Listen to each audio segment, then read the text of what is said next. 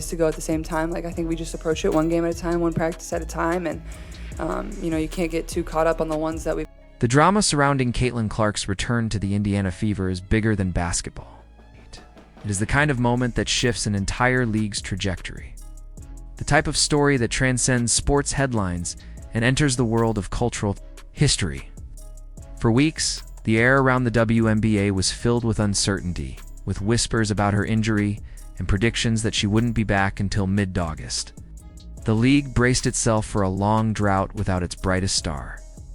And then, like a thunderclap, news broke that Clark had been upgraded to a GM time decision. Suddenly, a league that had been struggling to breathe without her was jolted back to life.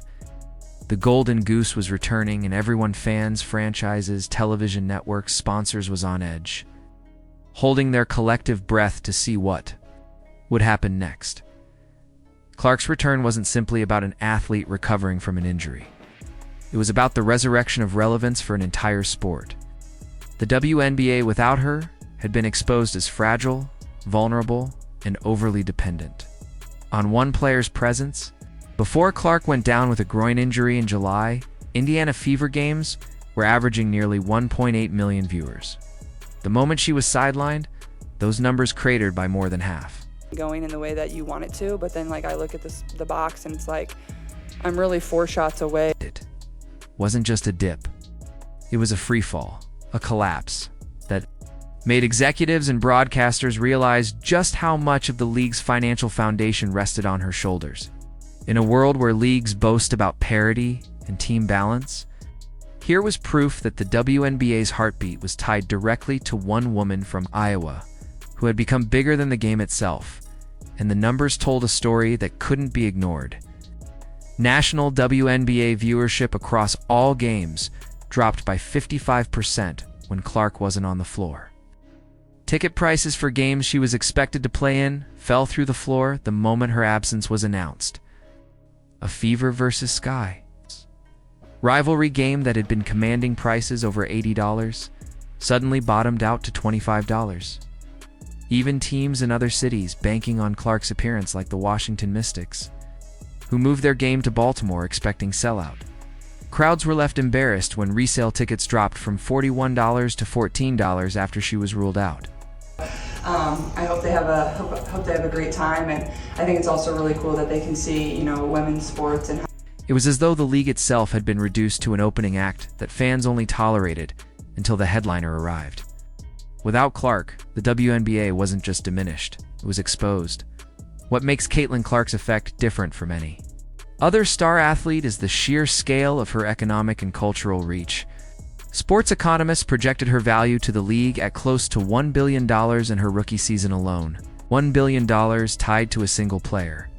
Merchandise sales exploded by over 500% after she entered the league. Her Nike endorsement deal dwarfed her WNBA salary by magnitudes, a reminder of the disconnect between what the league could pay and what her actual worth was to the sport.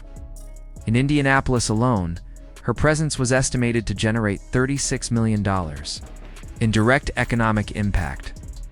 An analyst calculated she was responsible for more than a quarter of the WNBA's total economic activity last season.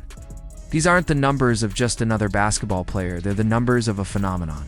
It's a cultural force, someone who redefines what's possible for an entire sport.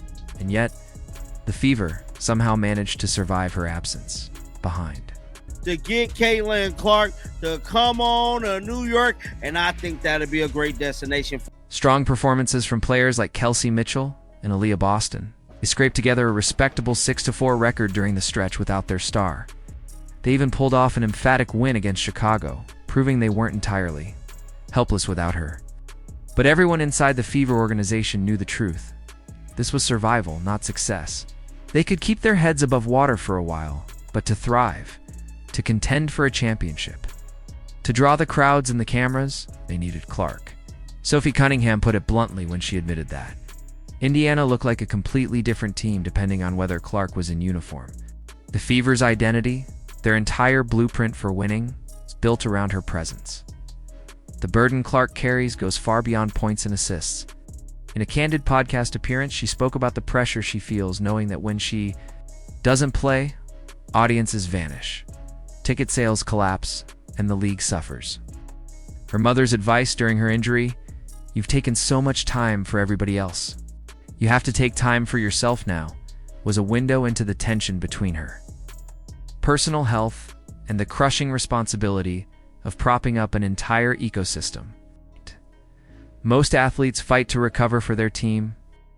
Clark fights to recover for to try to get Caitlin Clark at some stage in her career. Do I think a league for television networks, for merchandise sellers, and for fans who see her as the embodiment of women's basketball's future. It is a weight almost no one else in sports history has had to carry. When she does step back onto the hardwood, the spectacle will be unprecedented.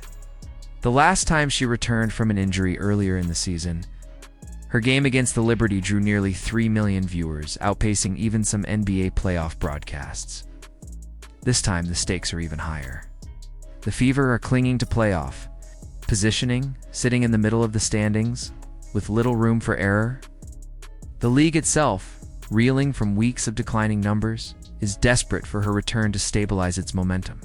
And the fans, they are ready to explode with anticipation, knowing they're watching not just a player, but a generational icon whose career is still in its infancy.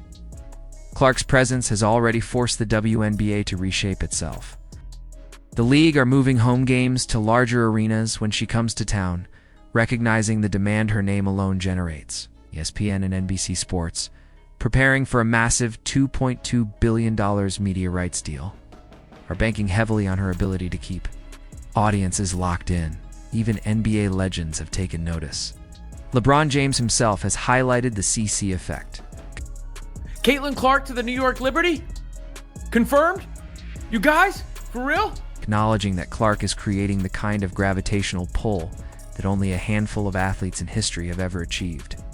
From Michael Jordan to Tiger Woods, these are the rare figures who become larger than the sport itself, who make people tune in not for the game, but for them. And yet, beneath the glory and the attention lies a more troubling question. What happens when the WNBA's house of cards is tested again?